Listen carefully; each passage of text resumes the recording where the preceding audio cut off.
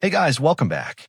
So, tonight we're setting aside our usual parade of royal meltdowns, questionable genetics, and monarchs who couldn't manage their own breakfast, and instead, we're going to drift into something a little older, a little more celestial. Dim the lights, get cozy, and if possible, wrap yourself in a blanket that feels like it was probably stolen straight out of medieval monastery laundry room. Because tonight we're talking about Archangel Michael.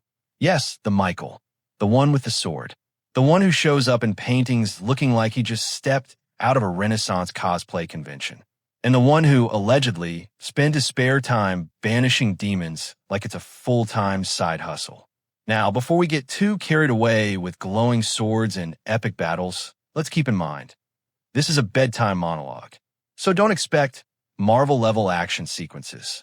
Instead, imagine all of this unfolding in slow motion, with a very calm soundtrack, maybe some Gregorian chants faintly echoing in the background. Because even the fiercest archangel can be turned into a soothing lullaby if you talk about him long enough. So, let's float back in time. Michael, in the biblical sense, is what you'd call God's enforcer.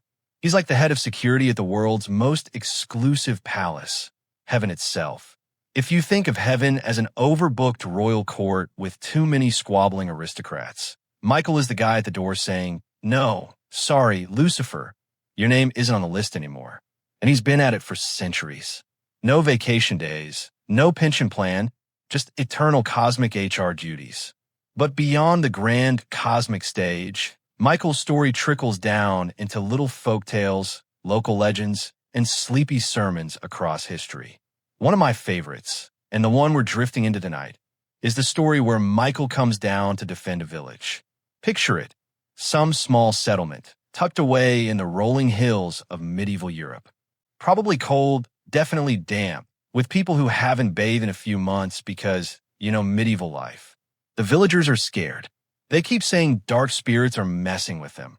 Crops failing, animals spooked, kids waking up screaming at night.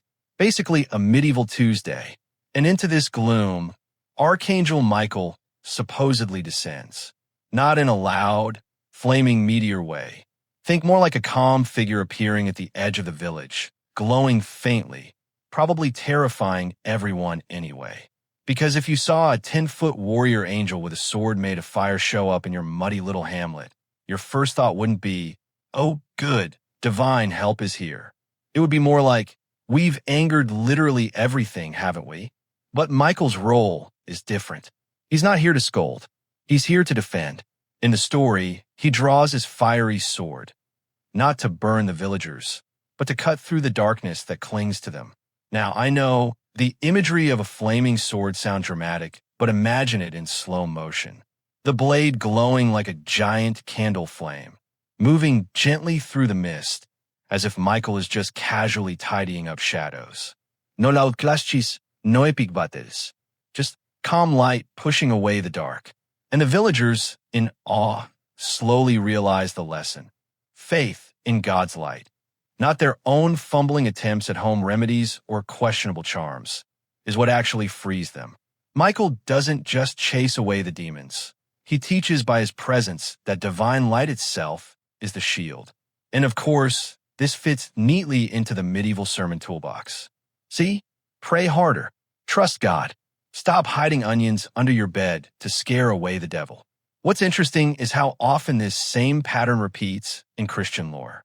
You've got an angel showing up, humans panicking, and then the angel basically saying, "Calm down, trust the process, I've got this." Which, honestly, feels like the heavenly equivalent of tech support. Humans keep breaking things, and Michael has to keep showing up to reset the router of faith. But let's drift a little wider. Archangel Michael wasn't just some local saint's vision. He became the angel of protection for whole nations. In Byzantium, emperors built shrines to him, hoping his flaming sword would also keep out barbarians. In Western Europe, knights prayed to him before charging into battle, which seems like a downgrade. Because if you have the actual commander of heaven's armies, why not just let him fight the battle instead of sending Geoffrey the not-so-brave with a rusty lance? But anyway, one of the most famous shrines is Mont Saint-Michel in France. You know the one. That gorgeous tidal island with the spiky abbey perched on top, looking like something straight out of a fantasy novel. According to legend, Archangel Michael himself appeared to a bishop there in the 8th century, telling him, "Build me a church right here." And the bishop, being a normal human, ignored him. Because of course he did. People ignore divine visions all the time. Too expensive, too inconvenient, maybe too much paperwork. So Michael, not being a fan of being ghosted, appears again and again until finally he loses patience and burns a hole in the bishop's skull with his finger. Very subtle, very persuasive. And yes, the bishop did eventually get around to building the abbey. Nothing motivates medieval clergy quite like the threat of divine head trauma. Now, is that story historically accurate? Probably not.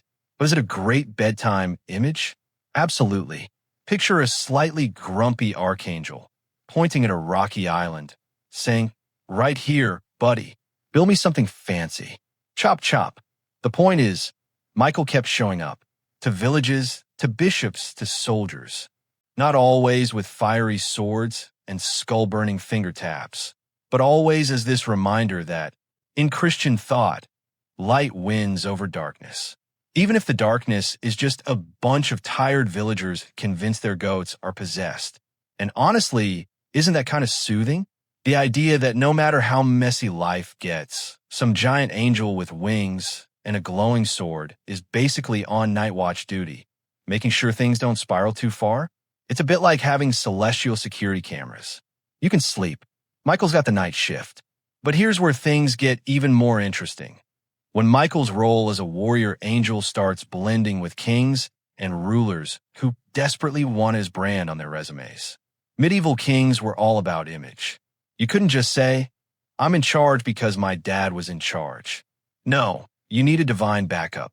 You needed saints, relics, and, if you could swing it, the endorsement of an archangel. And Michael was perfect because, unlike other saints, he wasn't a squishy human with a messy biography. He was pure heavenly PR, always victorious, always glowing, never caught in scandal. So rulers started attaching themselves to him. See, I too, like Michael, carry the sword of justice, which usually meant I'm going to raise taxes, go to war, and if anyone complains, I'll wave a painting of Michael around and hope nobody notices I can't actually swing a sword myself. The irony, of course, is that while Michael is this flawless, cosmic warrior, most kings who invoke him were less than stellar. Think bloated monarchs with gout, endless feuds with their cousins, and a talent for making catastrophic political decisions.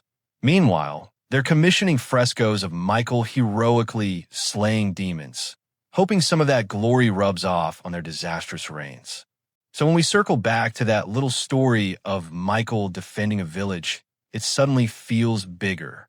Not just one hamlet, not just one set of scared farmers, but a whole worldview where people needed to believe, had to believe, that divine protection was still a thing. Because earthly rulers? Not exactly reliable. But Michael? He shows up with a sword of fire and a calm sense of authority. No politics, no taxes, just light. And maybe that's why the story's stuck. Because sometimes people don't need a king. They need an angel with a glowing sword to tell them it's going to be okay. And on that note, let's drift further because Michael's reputation didn't stop at one village. He became the ultimate celestial hype man across centuries. But before we glide into Byzantium, Norman abbots, and Renaissance painters who clearly had never seen a real sword in their lives, let's just pause, take a breath, and picture that quiet moment again. A dark, frightened village. A glowing figure standing calm. A fiery sword slowly cutting through shadows like a candle through fog. No ruse, no panique.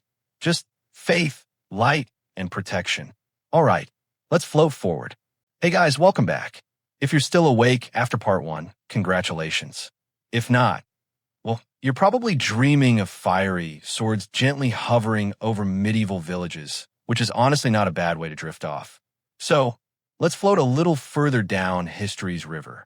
Because while Michael's job description was technically defender of heaven, banisher of demons, celestial security detail, it didn't take long for human rulers to repurpose him. You see, Kings and emperors had a problem, a branding problem. Sure, they had crowns, shiny robes, and enough inbreeding to make a family tree look like a tangled ball of yarn. But at the end of the day, being the guy who inherited the throne because dad croaked doesn't exactly scream divine authority. What you really want is a stamp of approval from the heavenly HR department. Something like, yes, God personally endorses this monarch. Please obey without question. And this is where Archangel Michael came in. Because unlike saints, who were messy humans with awkward pasts, weird habits, or inconvenient deaths, Michael was eternal. No investigations, no skeletons in the closet, except the literal ones he was busy banishing. He was the perfect role model for monarchs who wanted to look powerful, righteous, and slightly terrifying all at once. So, let's drift into Byzantium first. That glorious empire of mosaics, intrigue, and emperors who usually lasted about as long as a bowl of fresh fruit. The Byzantines adored Archangel Michael. He was the imperial protector. Palaces had chapels dedicated to him. Soldiers wore little medallions with his image stamped on, like divine dog tags. If you marched in a battle with Michael on your side, you could at least pretend the odds weren't terrible, even if your commander was some aristocrat more interested in wine than strategy. One of the biggest Michael shrines in the Byzantine world was the Michaelion, near Constantinople. Built, allegedly, on the site of a pagan temple, it became a hotspot of imperial devotion.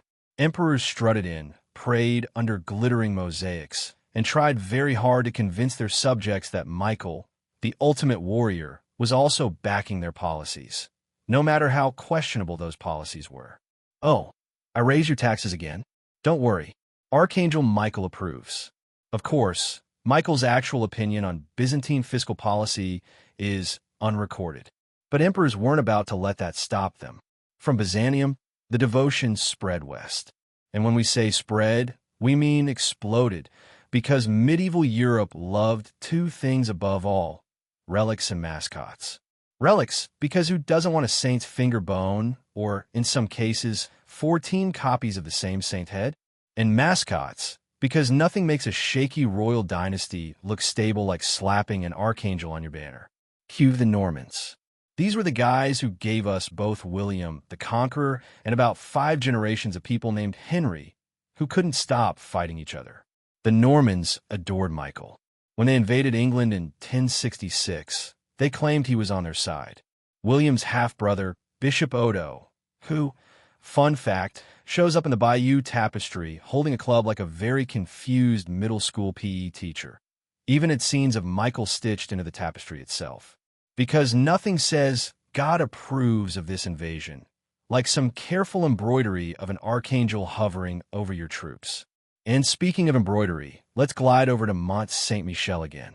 That rocky tidal island off the coast of Normandy wasn't just a picturesque backdrop for Instagram shots 1,000 years too early. It was a symbol of Norman power. Pilgrims trekked there. Kings donated money. And the abbey perched on its peak looked like the closest thing to heaven you could build without violating zoning laws. To the Normans, Michael wasn't just an angel. He was basically a franchise, a glowing, winged stamp of legitimacy. Now, here's the funny part. While Michael was the ultimate angelic warrior, most of the monarchs invoking him were not. Picture a pot-bellied medieval king who could barely mount his horse without 3 squires hoisting him up. He commissions a painting of Michael slaying a dragon, then points to it like, "See? That's me." Sure, buddy. Totally the same energy. Except one of you is a cosmic being radiating holy fire, and the other can't even sit through Mass without dozing off. But medieval PR was powerful. If you marched under Michael's banner, people believed you were righteous, even if you were just marching into yet another pointless feud with your cousin over who got the bigger castle. Now, let's drift over to the Crusades. Oh yes, because if there was ever a time when rulers wanted a divine bodyguard, it was when they were dragging thousands of knights into the blazing Middle Eastern sun with little more than chain mail and wishful thinking. Michael became the celestial mascot of Crusaders. Knights prayed to him before battle, wore his image, and carved him onto their shields. And when things inevitably went wrong, dysentery, heat stroke, arrows, they still insisted Michael was on their side. Because, well, admitting otherwise would mean God wasn't backing the whole operation, and that was a little too awkward to put in the Chronicles. And here's the irony. Michael, in the Bible, isn't actually about conquering earthly kingdoms. He's about defending faith, casting out darkness, keeping heaven safe. Yet somehow, medieval kings spun that into, he totally wants me to grab this extra slice of territory. Humans, as always, excellent at creative reinterpretation when land is on the line. Of course, by the late Middle Ages, Michael had become more than a warrior angel. He was also the angel of death. Don't worry, not in the scary Grim Reaper way. More like the gentle usher who shows up at the end of your life and says, "Okay, time to clock out. Let's walk across this celestial bridge." Art often showed him holding scales, weighing souls, like the world's calmest cosmic accountant. And honestly, that version of Michael fits the bedtime vibe even better. Imagine a serene angel with a clipboard, guiding your soul while humming softly, like some sort of divine elevator music. But the warrior side never disappeared. Kings, crusaders, and even entire nations kept borrowing Michael's glow to boost their shaky reputations. He was on banners, in prayers, and painted in churches where everyone could look up and think, wow, maybe our monarch isn't a total disaster after all. Spoiler, he usually was. So, by the time we reach the Renaissance, Michael's image is everywhere. Painted by masters, carved into cathedrals, and invoked by rulers who definitely didn't deserve him. He's slaying dragons left and right, standing over Satan like a celestial bouncer who's seen this all before. And through it all, his role stays the same, reminding people that light beats darkness, even if the darkness looks suspiciously like your king's tax collector. And on that sleepy note, let's pause again. Imagine Michael, standing calm, sword glowing, scales in hand. Nations rise and fall, kings squabble, crusaders march off to questionable adventures. And through it all, Michael just keeps doing his job, watching, guarding, cutting through shadows. A celestial constant in a world of human chaos. All right, let's float forward once more, because next, we're gliding into how Michael ended up not just in Europe, but across the world, claimed by everyone from popes to peasants, from mystics to monarchs, each seeing him through their own sleepy lens. Part 3. Michael in Paint and Pageantry, from Warrior to Guardian. Hey guys, welcome back. If you're still with me, or half asleep under a blanket, that's totally fine. Because this part is really where Michael makes the shift from being the fiery, sword-wielding warrior of medieval nightmares into the softer, pastel-tinted guardian angel we all picture on Christmas cards.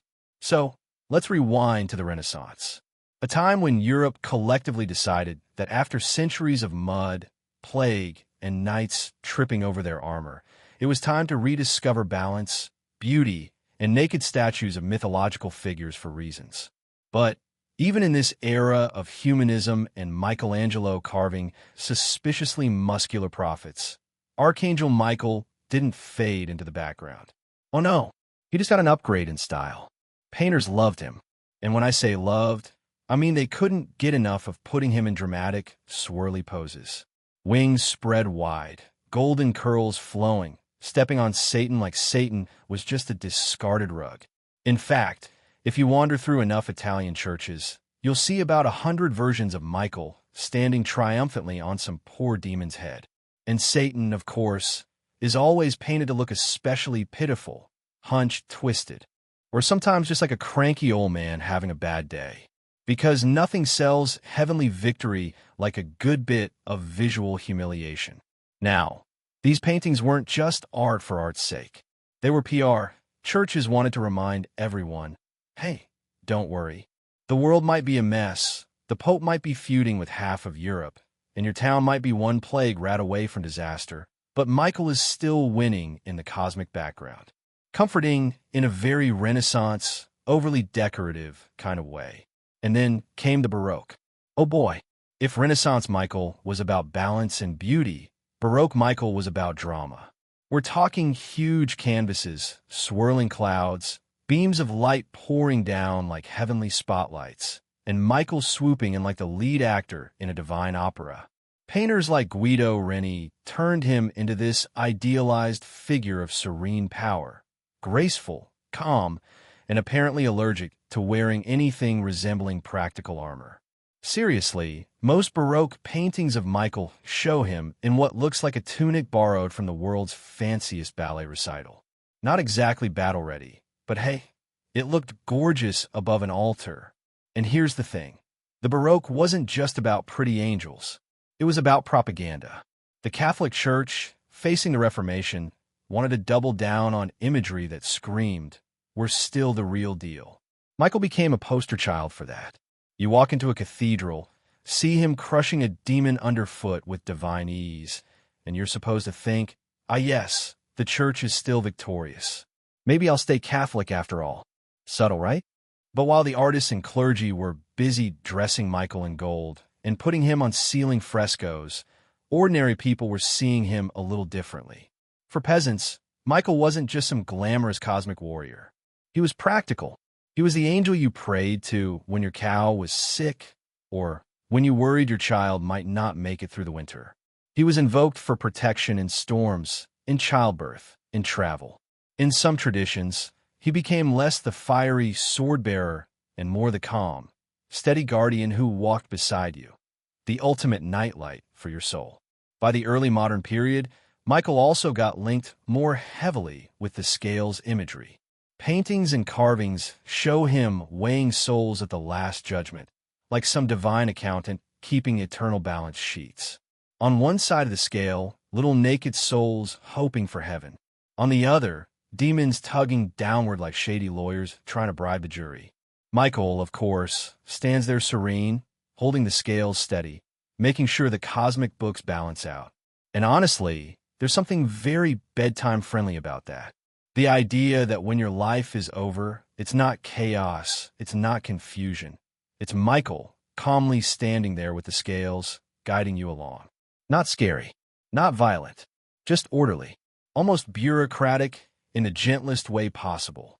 Heaven as a very well-organized office, and Michael as the smiling manager making sure you filed your paperwork correctly. Now, as Europe moved into the 18th and 19th centuries, Michael's image softened even more. Gone were the fierce warriors and the over-the-top Baroque theatrics. Instead, you get delicate guardian angel pictures, the ones you've probably seen, with a glowing angel gently guiding children across a rickety bridge. Sometimes it's explicitly Michael, sometimes it's just a guardian angel, but the idea stuck. Angels weren't just cosmic warriors anymore. They were personal protectors. And Michael, being the CEO of protection, naturally slid into that role. In Catholic devotion especially, Michael became the patron you prayed to at bedtime. Entire prayers were composed asking him to defend you in battle, though by battle most people meant the invisible daily worries of life.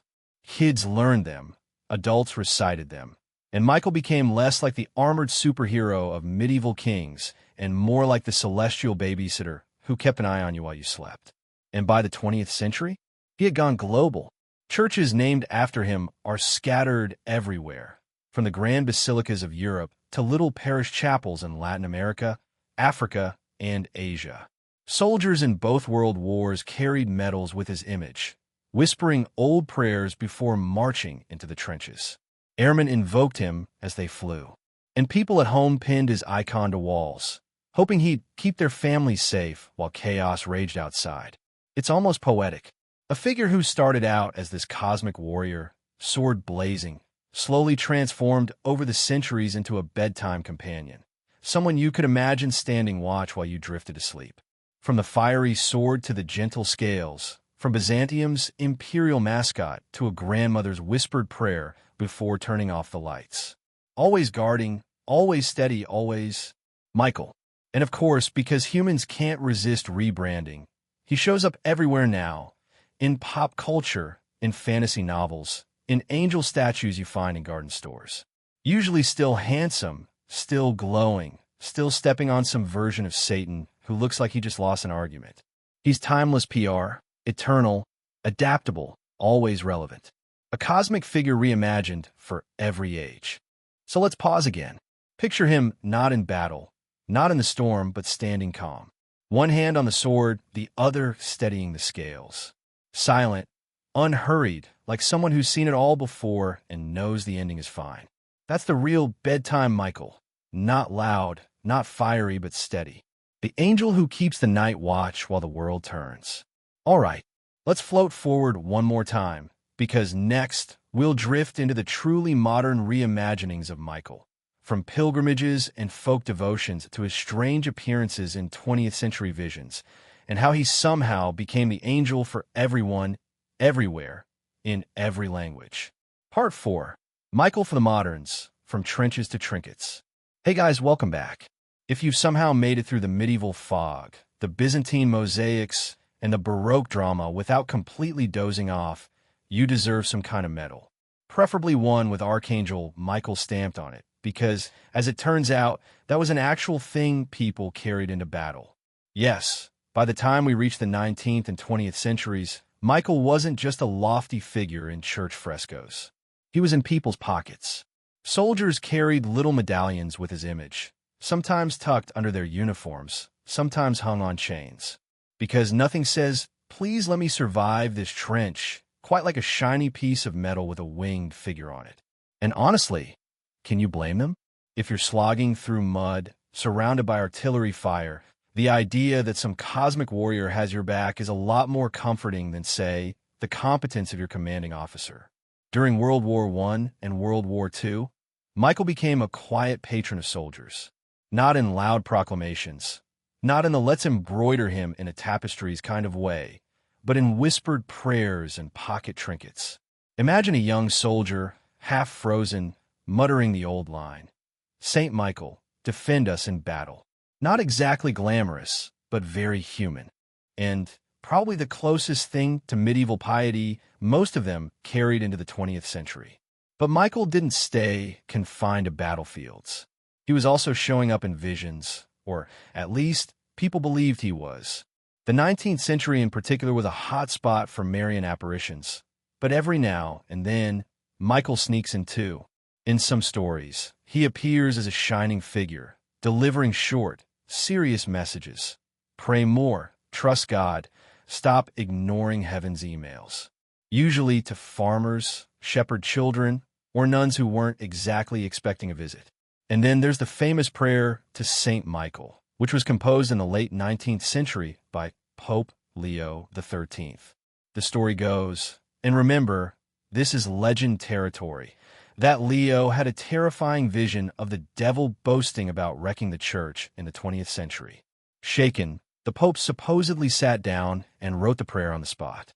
Whether the vision happened or not, the prayer spread everywhere.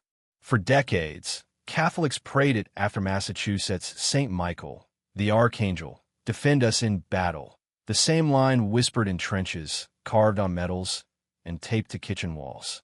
Now, by the mid-20th century, Michael had quietly turned into something universal.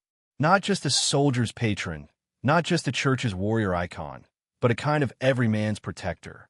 You didn't have to be a king raising a banner or a general marching off to war. You could be a grandmother lighting a candle in a small parish, asking Michael to watch over her family. You could be a child learning that he was the angel who chased away nightmares. Michael became less the flaming sword in the sky and more the reassuring hand on your shoulder, the cosmic night watchman who made sure you got home safely. But of course, modernity has its quirks. As the 20th century rolled into the 21st, Michael made a jump into pop spirituality.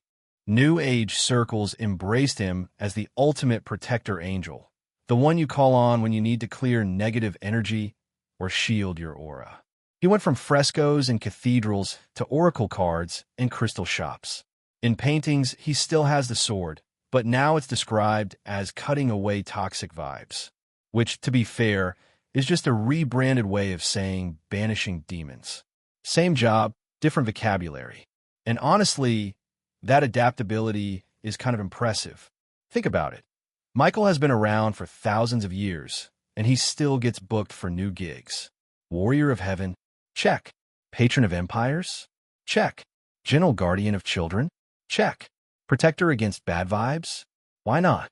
He's the celestial equivalent of a career politician who somehow never loses popularity, no matter how many centuries pass. But while the modern rebrand is sometimes fluffy, the old weight hasn't vanished. Michael is still invoked in serious, grounded ways.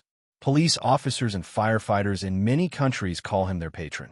Pilgrims still walk to Mont Saint-Michel in France or the sanctuary of Monte Sant'Angelo in Italy, retracing steps laid down over 1,000 years ago. And in Orthodox traditions, Michael still stands as the leader of the heavenly host, the defender of God's people. For some, he's a bedtime prayer. For others, he's a cosmic general. Same angel, different lens. And then there's the folk side, the little traditions that don't make the history books, but survive anyway. Farmers in rural Europe once marked Michaelmas, his feast day, September 29th, as the end of the harvest season. Contracts were signed, rents were due, and geese were roasted in his honor. Imagine entire villages smelling of roasted bird, everyone slightly tipsy, while priests reminded them that yes, the archangel was still keeping watch. The feast survives in patches, though now it's more a quaint calendar note than a major holiday. But once it mattered because Michael wasn't just in heaven, he was in the rhythms of the year, woven into people's sense of time. And maybe that's the real thread through all of this. Michael, for all his fiery swords and glowing wings, is ultimately a figure people keep pulling down into their own daily lives. Kings wanted him as a banner. Crusaders wanted him as a battle cry. Farmers wanted him as a harvest marker. Soldiers wanted him as a medal in the pocket. Families wanted him as a bedtime protector.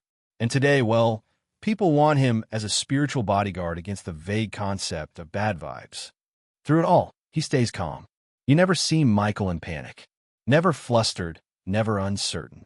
Always that serene face in art, that steady pose, as if to say, don't worry. I've seen worse. You'll be fine. And isn't that the most bedtime-friendly message of all? Not fiery action, not shouting, not drama, just calm reassurance. The world may be chaotic, but the night watch is still being kept. So let's pause again. Imagine Michael not in a battlefield or a Baroque fresco, but in your own quiet room. Sword glowing faintly like a candle, scales balanced, wings folded. Just standing guard. No rush, no speeches, just presence. That's the modern Michael. The one who doesn't need to conquer empires, because he's content watching over individuals, one quiet soul at a time. All right, let's float one last time in a part 5, where we'll gather these threads together, drifting through the odd contrast between Michael's eternal cosmic role and the very human, sometimes silly, ways people have used his image. From empires to emojis, from fiery swords to fridge magnets, Michael's journey has been long and very, very sleepy.